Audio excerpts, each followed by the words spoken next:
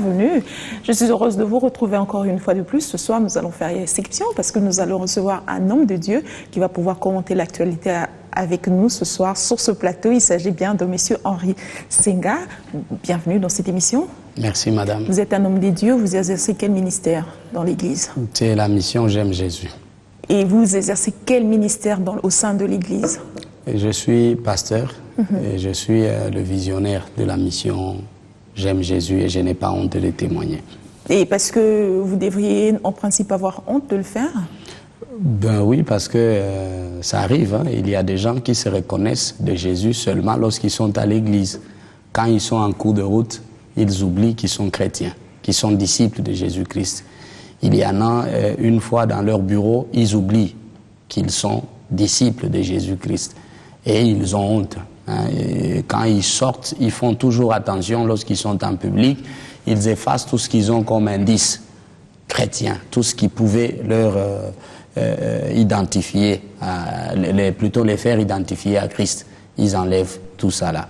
Alors nous, ici, dans l'Église, corps du Christ, nous essayons de réfléchir comment réarmer ces chrétiens-là moralement, leur donner alors du courage. Alors que le pays a 80% de chrétiens, je me demande bien pourquoi ils auront de le déclarer officiellement. Oui, c'est ça malheureusement, madame, c'est ça. C'est comme ça que les choses se passent. Et aussi parce que les gens sont de plus en plus déçus de le faire, parce qu'on sait que la plupart de chrétiens se cachent derrière la Bible pour faire ce qu'ils ont envie de faire. Je crois que vu sous cet angle-là... C'est le moyen le plus facile pour faire passer son message ou pour agir en sourdine. Non, vu sous cet angle-là, nous risquons de ne pas bien aborder la question. Je pense que nous avons une démarche. Notre démarche, c'est d'amener les gens. Je crois que au sein de l'Église, nous avons fait une petite évaluation à notre niveau et nous avons constaté que l'Évangile n'attire plus les gens comme à l'époque. Et parmi tant d'autres raisons, il y a aussi le fait que les chrétiens eux-mêmes ont honte parfois par leur comportement, par leur langage, à se reconnaître de Jésus. Et nous disons de notre côté, bon voilà, c'est une fierté d'appartenir à Christ. Mais voilà, l'émission Le Point qui vous reçoit ce soir traite peu des questions de religion. On va parler des questions d'actualité, ça vous dérangerait? Non, pas du tout. D'abord, on va avoir votre avis sur la grâce présidentielle qu'a bénéficié votre collègue Coutinho Fernando de la part du président de la République. Comment avez-vous accueilli cette nouvelle? Bon, avec joie, bien entendu. Avec joie, parce que c'est un de notre... Mais cette joie n'était pas manifeste?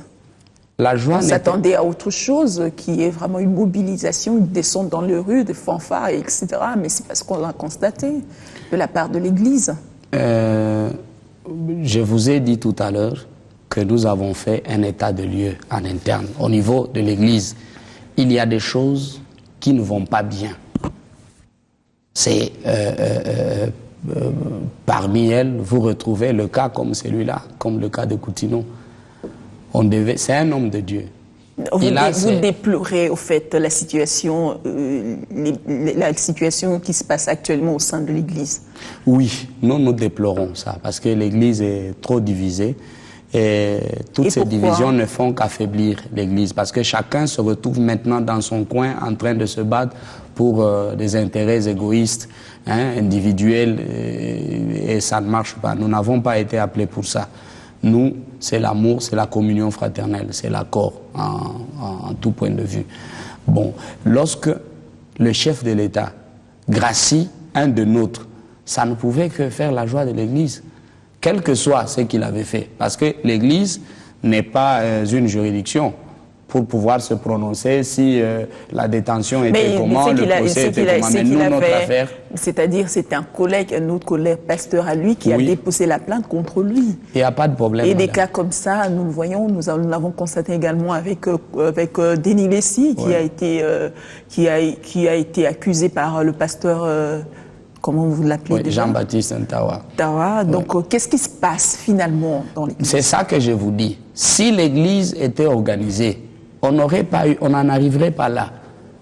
On en arrive là parce que l'Église n'est pas organisée. On va dire comme ça qu'on ne peut pas compter sur l'Église pour la gestion, pour la gestion de on ne peut pas se passer, on ne peut pas se passer de l'Église. De cette Église qui n'est pas organisée. Je vous dis, on ne peut pas se passer de l'Église. L'Église n'est pas organisée. C'est pour un temps. C'est un vent, c'est une crise. On finira par sortir de là un jour. Mais c'est une très grosse erreur. C'est comme dirait le politicien, c'est le même discours avec les politiciens. Ben, non, c'est pas le même discours. Ils finiront par sortir de là par le moyen d'un dialogue sincère. Non, madame, si nous y allons de cette manière-là, nous ne pourrons pas nous en sortir. Moi, je pense, à mon niveau, que le problème de l'Église, c'est celui-là. Et tous les aspects que vous êtes en train d'épingler, font notre honte. Vous voyez, je ne suis pas à l'aise quand on parle de ça. Quand le monde nous regarde, quand tous ces politiciens nous regardent, quand toutes les autorités nous regardent, quand les enfants de Dieu nous regardent, ils se disent, tiens, là c'est un pasteur contre un autre pasteur. Ça, c'est notre faiblesse, c'est notre nudité qui est mise sur la place publique. On va dire comme ça que le pardon n'est plus le leitmotiv de l'Église. Oh, pas forcément. Hein. Ça dépend de vous. C'est une opinion. Mais moi, je pense que la faiblesse est humaine. La faiblesse est humaine. Le fait pour un homme de Dieu de pouvoir pousser par exemple par un saut d'humeur ou par, je ne sais pas moi, la colère ou n'importe quelle autre situation, de porter plainte contre un autre pasteur, d'avoir des accrochages avec d'autres pasteurs, ce n'est pas aussi extraordinaire que ça. Nous sommes des humains par-dessus tout. Ok, c'est ça votre excuse, on comprend. Oui. Alors, on va parler de la révision constitutionnelle qui ne cesse de défrayer la chronique. Vous êtes un citoyen congolais comme tous les autres. Quelle est votre opinion là-dessus? Mon opinion, il est double. À la fois comme tout citoyen congolais, mais aussi et surtout comme l'un des chefs spirituels, comme un des leaders de l'Église du Congo. Qu'est-ce que je voudrais dire par là? Vous savez que la chose est très mal présentée par les uns et les autres. Et c'est ce qui fait que par moment, lorsque les gens prennent position, ils perdent tout contrôle. Ils viennent finalement ici, que ce soit sur votre plateau, que ce soit sur d'autres. Bon, ils se prononcent. Ils disent qui sont pour, qui sont contre, et c'est tout. Et personne ne donne des explications, parce que la chose elle-même a été très mal présentée dès le départ. Moi, je voudrais que nous puissions parler comme des adultes, comme des intellectuels. Je crois que lorsque vous invitez un leader comme nous autres, c'est pour que je puisse communiquer un message, transmettre un message à l'opinion qui nous suit. Les gens doivent retenir quelque chose. Alors, je me dis que la chose est mal présentée. Pourquoi? Parce que de tous ceux qui prennent position, personne ne va en profondeur pour nous dévoiler quelles sont ses aspirations profondes. Ils viennent et vous disent la révision constitutionnelle n'est pas une bonne chose. Moi, je voudrais que nous puissions être sincères. Je vous ai bien dit que j'interviens en tant que chef religieux. L'Église a sa place. Et sa place, c'est au milieu du village. Nous avons un rôle à jouer. C'est de rassembler les uns les autres, les mettre d'accord, rechercher les points de divergence et les pistes de solution, et prodiguer des conseils dans les deux sens. Alors, je m'en vais d'abord m'adresser à ceux qui ne veulent pas de la révision constitutionnelle. La chose qu'ils ne vous disent pas, c'est que leur problème, ce n'est pas la constitution. Derrière ça, ils cachent quelque chose. Eux ne veulent pas, par exemple, que le chef de l'État puisse prolonger son mandat à la tête du pays. Quoi de plus normal? S'il vous plaît, je suis tout à fait d'accord. Leur problème, c'est l'individu Kabila. Quand ils vous disent qu'ils ne veulent pas de la révision constitutionnelle, ils ne veulent pas seulement de Kabila. C'est ça. Ceux qui parlent du côté où ils prônent la révision de la Constitution, ils n'ont pas besoin de réviser toute la Constitution. Leur problème, c'est qu'ils voudraient que le chef de l'État puisse continuer à la tête du pays. Même l'Église qui s'est prononcée par la voix de la SEMCO ne nous a pas dévoilé ses aspirations profondes. Là encore, c'est une des faiblesses que nous déplorons de l'Église.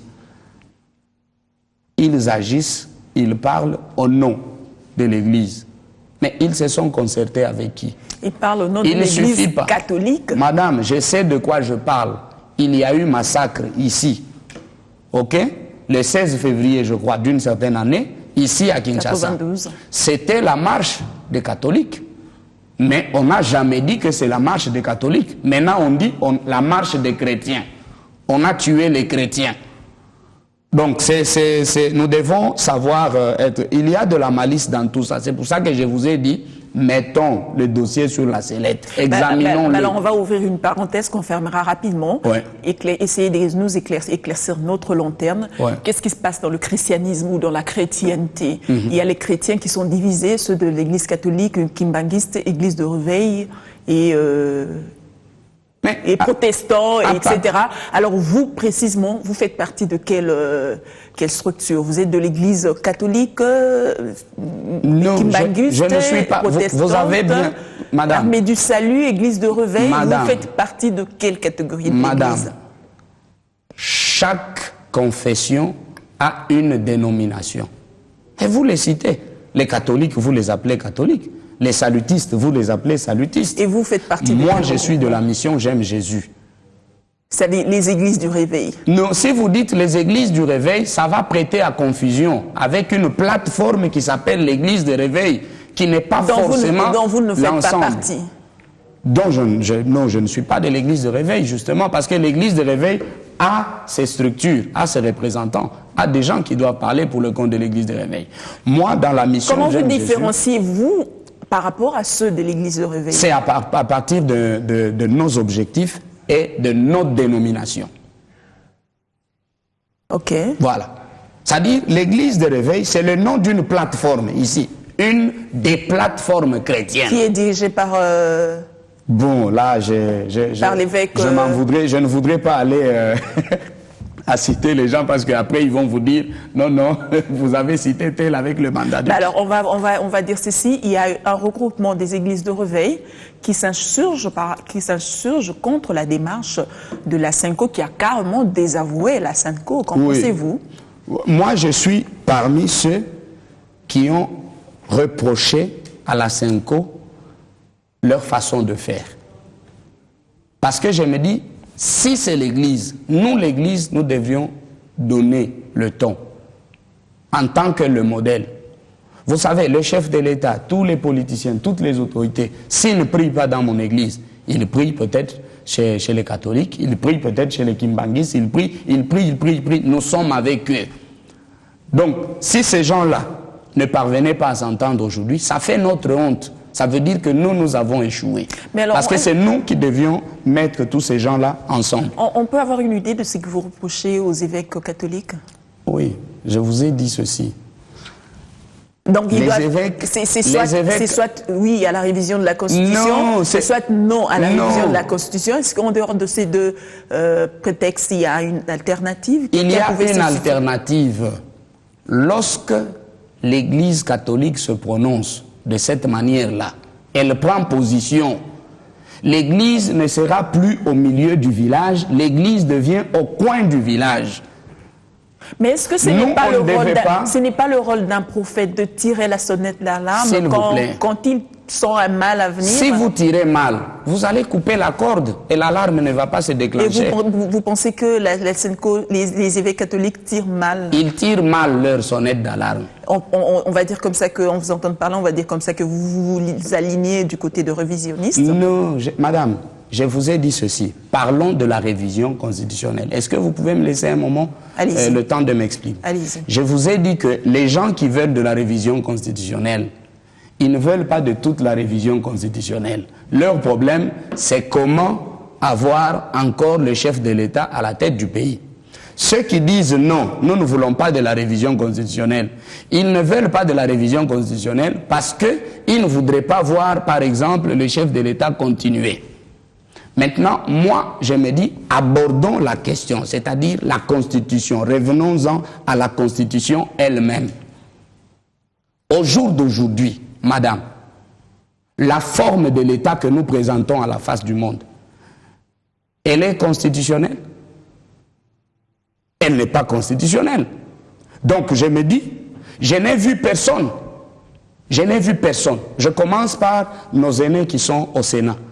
Je n'ai vu personne démissionner pour dire que je ne suis pas à l'aise dans ma peau de sénateur, je ne suis pas élu, je suis là, je continue à bénéficier de l'argent de l'État comme salaire, comme ça là pour rien, hors mandat. Personne ne s'est senti mal à l'aise. Ne serait-ce que pour eux, pas pour le chef de l'État qu'on nous présente. Pour eux d'abord.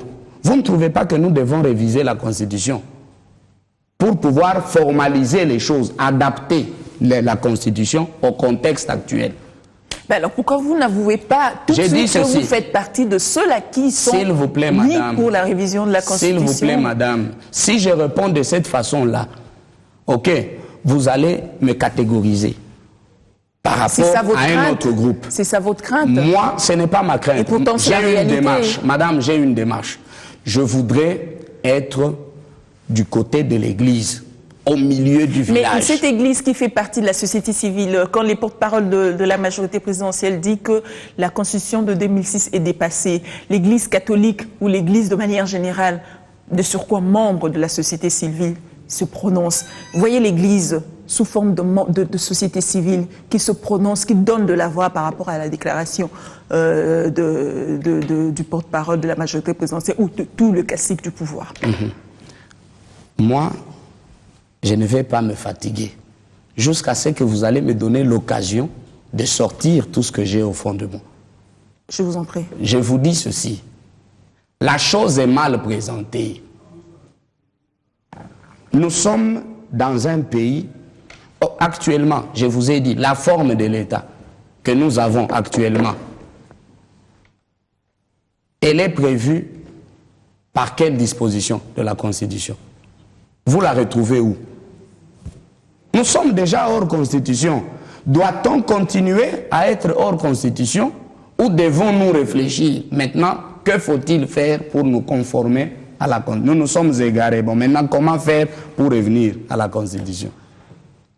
Les gens ont décrié ici, à un certain moment, le chef de l'État nous a promis un gouvernement de cohésion nationale et tout ça. Même ce gouvernement-là, comment est-ce que vous envisagez sa mise en place sans la révision constitutionnelle?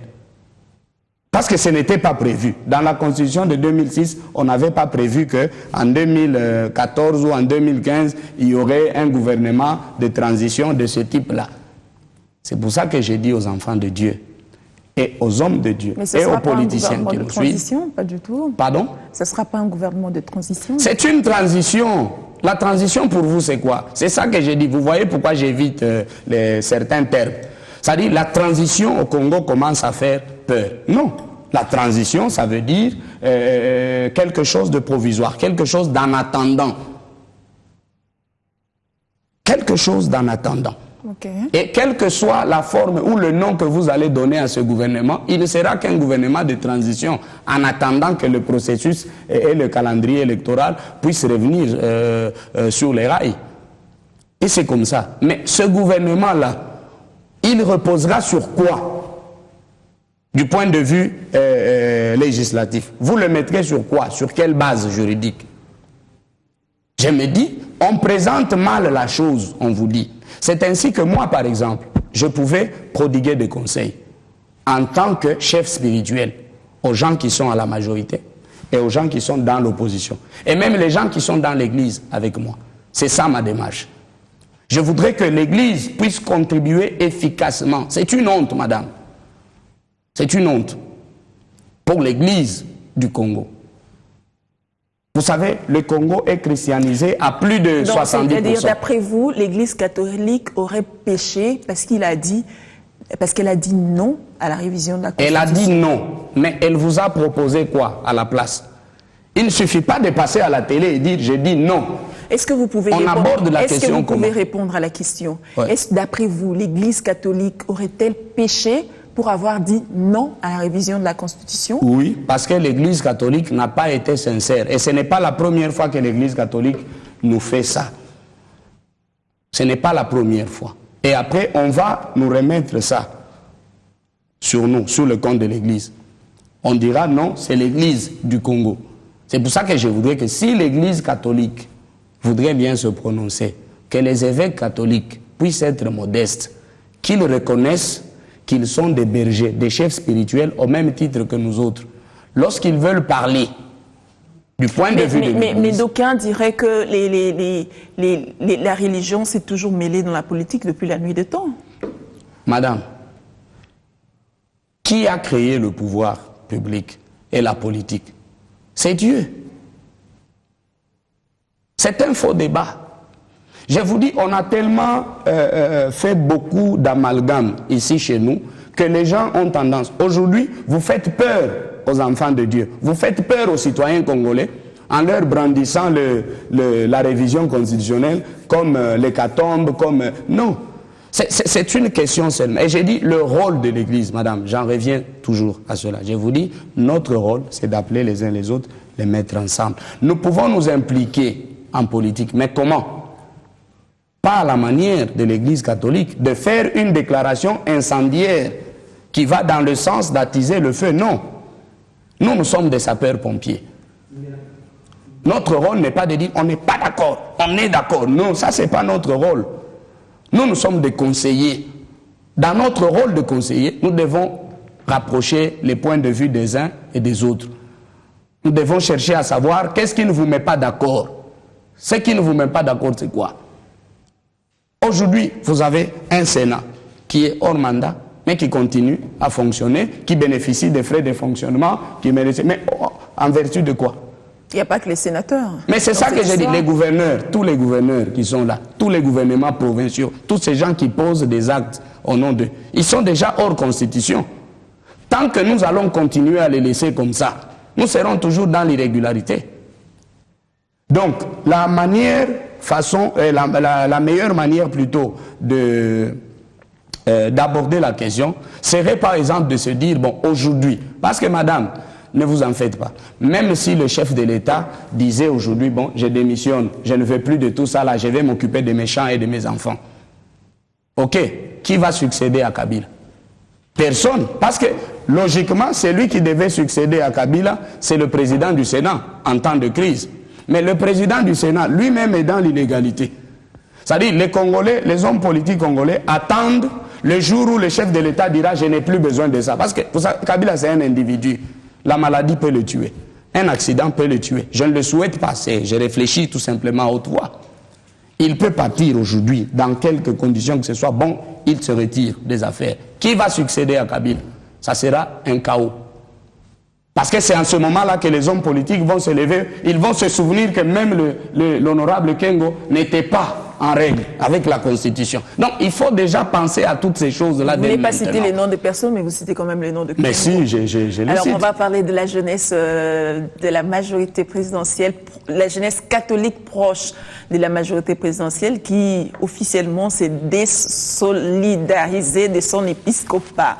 Alors vous ne sentez pas qu'il y a une certaine manipulation dans cette démarche?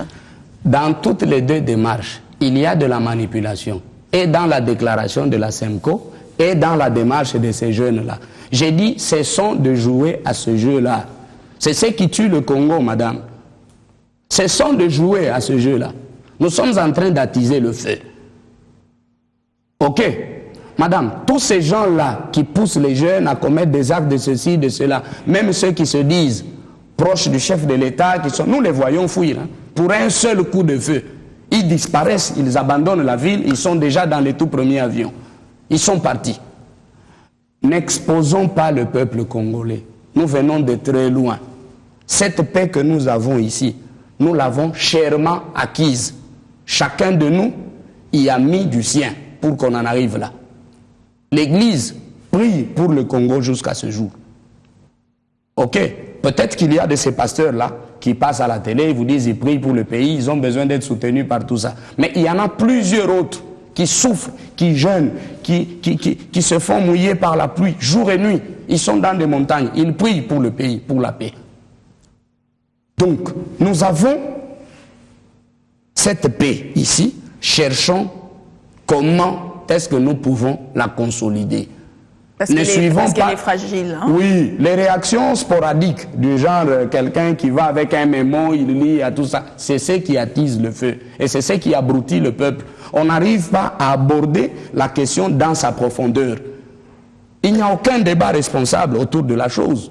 Moi, je voudrais que lorsque je passe à la télé, que nous puissions élever le débat. C'est-à-dire, moi, à mon niveau, quand je viens, c'est que j'ai une démarche. Je vous ai dit, ma démarche, madame, c'est celle de remettre d'abord l'église au milieu du village. Que l'église accepte d'être au milieu du village, nous aurons des solutions pour tous ces problèmes.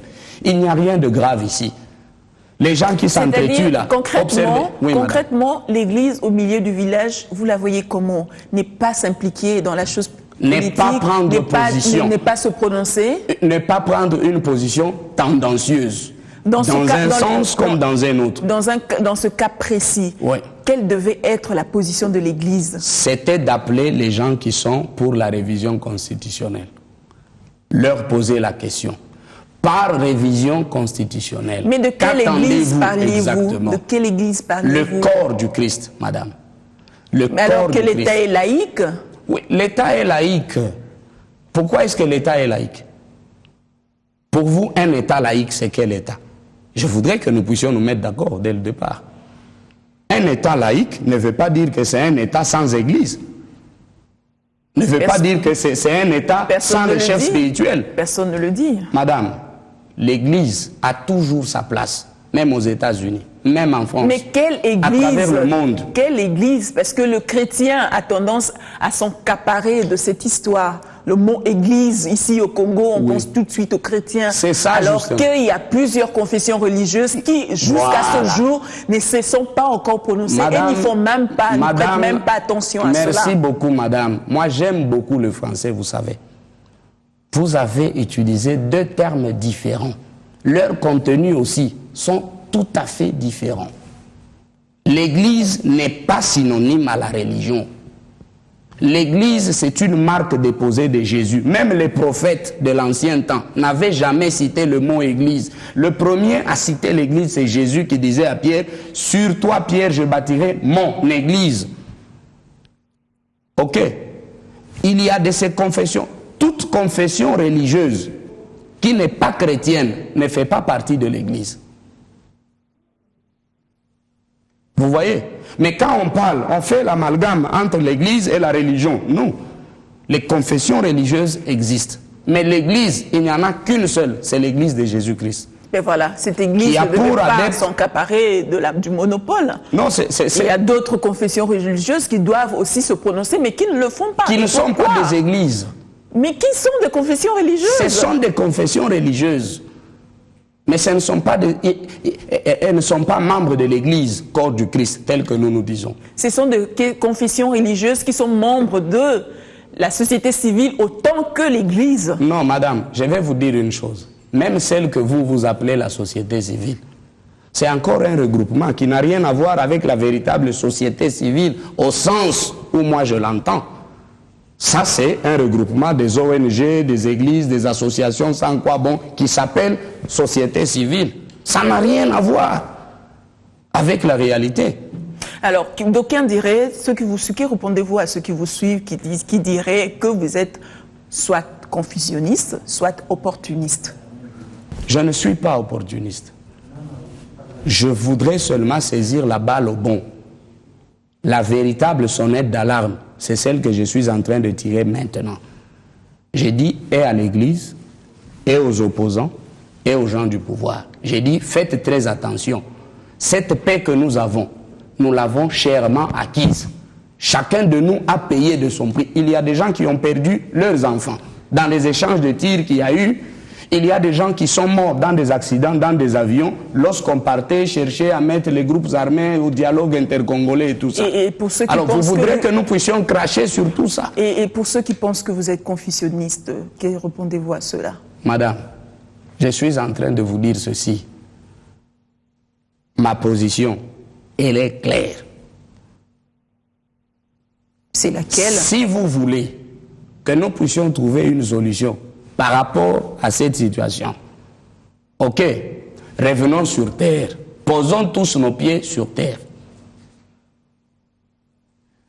Nous avons, l'année prochaine, il y a des élections qui sont inscrites à l'ordre du jour. N'est-ce pas? Oui. Si nous partons à ces élections, dans ce climat ici, ok, quelle chance donnez-vous au résultat de ces élections? C'est pour ça que j'ai dit, cessez de nous distraire, regardons-nous dans les yeux. Quelle est la situation exacte actuellement? Qu'est-ce qui divise les Congolais? Est-ce que c'est la révision de la Constitution? Ou c'est certains points, c'est-à-dire selon que chacun pense poursuivre ces individus? Parce que ici, en RDC, madame, les politiciens, les pasteurs que nous sommes, les musiciens et même les journalistes, chacun a péché dans cela. Quand nous nous querellons, on ne sait même pas, on se querelle pourquoi finalement. On fait seulement beaucoup de bruit. Tel a pris position, il a pris position. Bon, il a pris position contre quoi, pourquoi? Quelle est sa proposition à lui? Quelle est sa démarche? Il ne vous dit pas ça. Et ça, c'est tout le monde qui est dedans, y compris les journalistes. Okay. Y compris les journalistes. Okay. Alors, je me dis, cessons de discutailler pour le plaisir de... C'est-à-dire, comme vous avez dit, les questions brûlantes de l'heure, les questions d'actualité. Bon, si je passe à la télé, je suis reçu par Mme Wawina, j'ai parlé de la révision, les gens m'ont suivi, ça me suffit. Non, ce n'est pas ça que je veux. Moi, en tout cas, quand je venais sur le plateau de la télévision, je venais avec ma démarche. Vous pouvez la qualifier telle que vous voulez, mais moi, en tout cas, je vous dis, cessons de distraire l'opinion. Okay. En parlant de la révision constitutionnelle ou pas. Entrons dans le fond. Allons au fond de la marmite. Qu'est-ce qu'il y a? Ça cache quoi? La démarche des uns des autres. Que nous parvenions à comprendre que cache la démarche de la Senko. Que cache la démarche de la majorité. Que cache la démarche de l'opposition. Le jour où nous comprendrons ces choses, nous serons en mesure de pouvoir nous prononcer cette fois-là, de savoir quel conseil il faut prodiguer à ces gens. Mais moi, en attendant tout cela, j'ai des recommandations à faire aux uns et aux autres. Aux gens qui sont au pouvoir. Parce qu'on doit changer très rapidement, madame. Chapitre. Aux gens qui sont au pouvoir, je leur dis ceci. Ce n'est pas le moment de perdre le temps à dire qu'on révise la Constitution ou pas. Non. C'est le moment de penser, après Kabila, qui sera là. Parce que chez nous, on n'y réfléchit pas encore. Ils perdent le temps. Au lieu d'aider le chef de l'État à préparer sa succession, le chef de l'État, au jour d'aujourd'hui, il devait déjà désigner son dauphin, commencer à le préparer, commencer à l'associer. Et s'il le faisait, il devait nous tenir au courant? Madame, même si il ne nous tenait pas au courant, dans la majorité là, vous allez sentir qu'après le chef de l'État, c'est elle. Mais actuellement, ça n'existe pas dans le camp de la majorité. C'est vous qui ne voyez pas. En tout cas, je vous dis, madame, c'est une recommandation que je suis en train de faire. Oui. Je l'ai dit à haute voix. Oui. En tout cas, du côté de la majorité, ça nous est arrivé, à nous tous, même dans l'église, ça se passe. Aujourd'hui, à part, même dans tous les partis politiques, madame, les plus grands qui sont en vue, je prends, quand vous voyez, par exemple, on a vu nos aînés comme le Tshisekedi, après lui, c'était qui? C'était rien d'autre. Allez-y rapidement avec les recommandations. Après eux, c'est rien d'autre. Pouvez-vous aller rapidement avec les recommandations? Avec les recommandations. Du côté de l'opposition, voici ce que je vais dire. Si leur problème, c'est Kabila, ou c'est la révision de la Constitution tout simplement, ils devaient déjà en ce moment commencer à réfléchir, puisque nous sommes déjà hors Constitution, nous tous. Quelle est la démarche, la piste de solution, la voie de sortie de l'opposition pour que nous puissions revenir, retourner à la Constitution? Au lieu de commencer à passer à la télé, incendier nos discours et jeter l'huile dans le feu. Non. Et pour la Senko? Et pour la Senko, je vais demander à la Senko de pouvoir être humble, de revenir à la place de l'Église, qui n'est pas l'habitude. C'est-à-dire revenir à la raison. Revenir à la raison. Ne pas prendre une position tendancieuse comme celle-là. Se comporter comme des chefs spirituels. Un chef, vous savez, un parent, il peut ne pas être d'accord avec tel ou tel autre fils, mais jamais il prendra son fils, il va l'exposer sur la place publique. Quand un parent prend son fils, il l'accuse, il le juge publiquement, là, sur la rue, sachez que c'est son neveu, c'est son beau-frère, ce n'est pas son propre fils biologique. D'accord. Donc, que nous puissions un peu revenir à la place de l'Église. Voilà, on va jeter un coup d'œil du côté de l'Est du pays, précisément à Béni, où se tient le procès de présumé assassin de Mamadou, le feu Mamadou Ndala, dont ce procès a déjà démarré avec une fausse note, dont la mort du lieutenant Sergent Ndongala. Oui, quel est votre avis là-dessus? Oui, mon avis, c'est que déjà, en fait, vous allez beaucoup m'excuser, mais nous sommes déjà très mal habitués au Congo. Vous voyez la façon dont vous avez posé la question. C'est une question tendancieuse. Vous n'avez pas encore tous les paramètres, mais vous posez quand même la question. Et écoutez ce que vous dites. Ce procès est parti déjà sous une fausse note. C'est quoi la fausse note? Le décès du sergent Ndongala. Non, est-ce que la mort, il est mort d'une mort naturelle? Madame, la mort, est-ce que vous savez que la mort, qu'est-ce qui est naturel? La façon dont on meurt ou la mort? Qu'est-ce qui est naturel? On devait faire la part des choses. Moi, je voudrais... C'est comme ça que nous nous égarons par moment. La mort, elle est naturelle. Au départ, que ça soit par assassinat, que ce soit par accident, que ce soit par suicide, que ce soit par homicide, que ce soit par... La mort est naturelle. Maintenant, qu'est-ce qui n'est pas naturel? Qu'est-ce qui peut ne pas être naturel? C'est la façon de mourir, ça dépend. Alors maintenant, quand vous déjà... L'auditeur supérieur dit qu'il est mort d'une crise dans le cachot où il était détenu.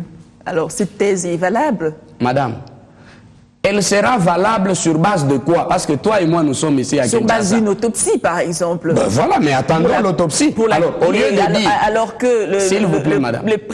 Alors qu'il est déjà enterré... Madame.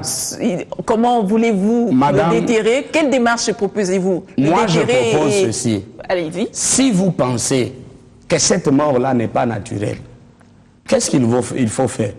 Demandez seulement, humblement, l'autopsie. Et après, calmez-vous, attendez le résultat de l'autopsie.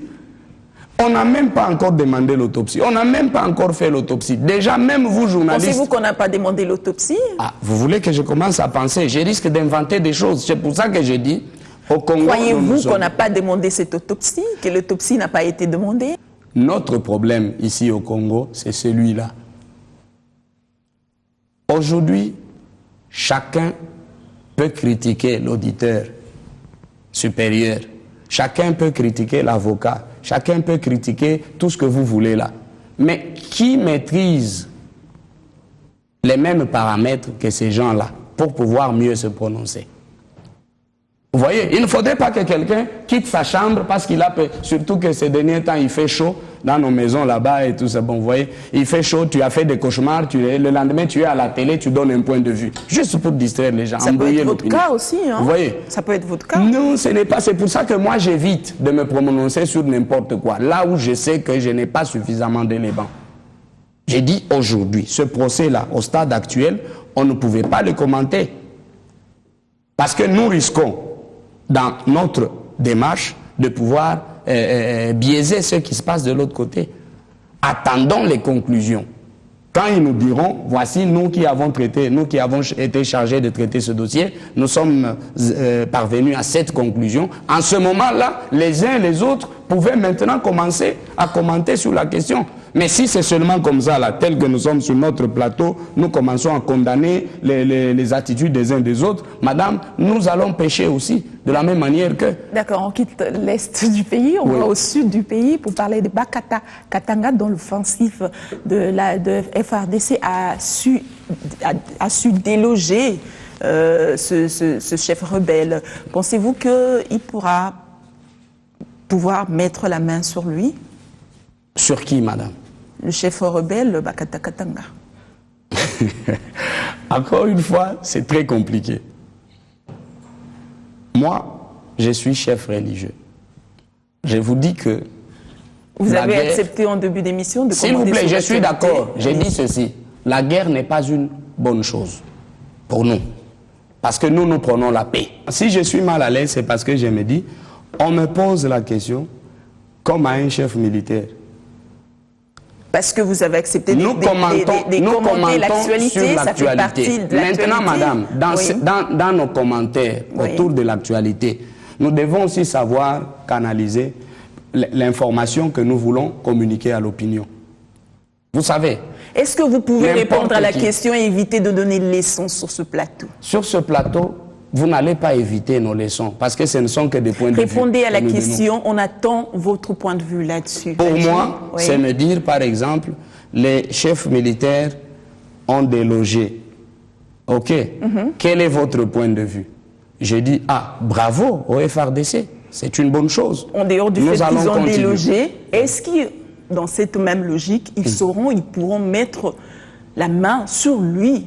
D'après vous, vous pensez qu'ils pourront mettre la main sur lui? D'après moi... Parce que déloger est une chose, si je voudrais mettre la main sur lui en est une autre. Je vous dis, madame, il n'y a rien de compliqué. Dans ce pays, on en a déjà vu de toutes les couleurs.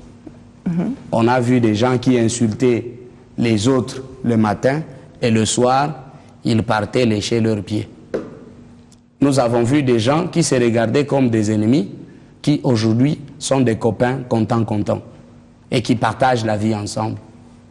Donc, pour moi, ce qui pourrait m'intéresser, ce n'est pas mettre la main sur le chef militaire ou pas. Ce qui pourrait m'intéresser, c'est qu'un jour, la paix, une paix véritable, puisse revenir sur cette partie du pays et en particulier et sur l'ensemble du territoire national d'une manière générale.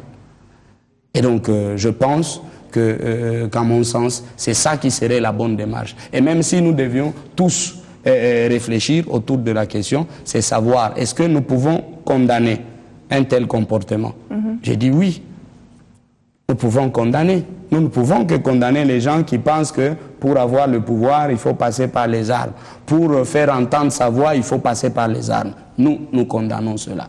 Ok. Alors, ce sera la dernière question parce que nous sommes pratiquement à la fin. Ça dépend de vous, madame. Pasteur Henri Stenga, oui. Comment analysez-vous le fait que la province même du chef de l'État se rebelle contre le pouvoir en place? Comment justifie-t-on cela? Ok. Pour vous, la province du Katanga... On n'a pas vu ça sous Mobutu. Pour vous, la province du Katanga s'est rébellée contre le chef de l'État. Contre le pouvoir en place. Contre le pouvoir en place, parce qu'un groupe d'individus a fait ce qu'ils disaient. Nous ne partons pas sur les mêmes bases, nous ne mettons pas sur la même longueur d'onde. En termes de statistiques par rapport à la province du Katanga, on devait savoir, est-ce que c'est la majorité des Katangais qui sont contre leur pouvoir? Je ne pense pas. Le fait qu'il y ait un individu qui se réveille un matin, il a 2 chargeurs avec lui, il fait bon, et puis on vous dit non, les Katangais, c'est son nom. C'est ça qui n'est pas bon, c'est ce que j'ai même reproché à la démarche de la Senko. Il ne faut pas dire que le monsieur qui agit, il n'agit pas au nom du Katanga, il n'a pas le mandat de tous les Katangais. C'est son point de vue. Et la Senko la Senko aussi n'a pas le mandat de l'Église. Ok. La Senko a le mandat de l'Église catholique. Et non de l'Église de manière générale. Non, pas de l'Église du Congo. Parce que l'Église du Congo, c'est une autre chose. Mais l'Église catholique, c'est leur propriété privée, c'est leur patrimoine à eux. Ils peuvent l'engager comme ils veulent. Mais pas l'Église. Qu'on ne dise pas que la position de la Senko, c'est la position de l'Église. Je ne suis pas d'accord. Ils ne le disent pas non plus. Et c'est ce qu'ils disent. C'est ainsi que vous voyez des gens qui passent à la télé, qui vous disent, moi, le peuple a dit. Mais qui lui a donné le mandat du peuple? D'accord. Alors, qui vous a donné les mandats de l'Église? Ceux qui m'ont donné le mandat de l'Église, c'est les membres de la mission J'aime Jésus. Okay. Vous savez, je suis à la tête d'une organisation de plus de 1000, 2000, 3000 pasteurs, ici, au Congo. Même si je ne fais pas beaucoup de bruit à la télé, parce que ma démarche n'est pas celle-là. Moi, je travaille sur le terrain. J'ai les hommes de Dieu avec moi. J'ai les églises. Okay. Moi, je peux vous amener dans n'importe quel coin de Kinshasa. Je vous dirai, voici les églises. Voici les associations qui composent l'église du Congo. Ok. Ok. Mais ce n'est pas pour autant que je dirais que je suis moins qu'une autre plateforme ou que je suis plus que cette autre plateforme. Non. Moi, j'ai le mandat de la mission J'aime Jésus. Et dans J'aime Jésus, il y a de ces pasteurs-là qui sont d'accord avec moi dans cette démarche. Et nous pensons qu'un jour, notre voix pourra aussi se faire entendre. Voilà. D'accord. Je vous remercie, pasteur Henri Senga, d'avoir répondu à notre invitation. Merci, madame. Merci à vous aussi de m'avoir donné l'opportunité. Se fixe prochain rendez-vous mardi à 20h30 avec un nouvel invité. Bien entendu, restez avec nous sur Bio1.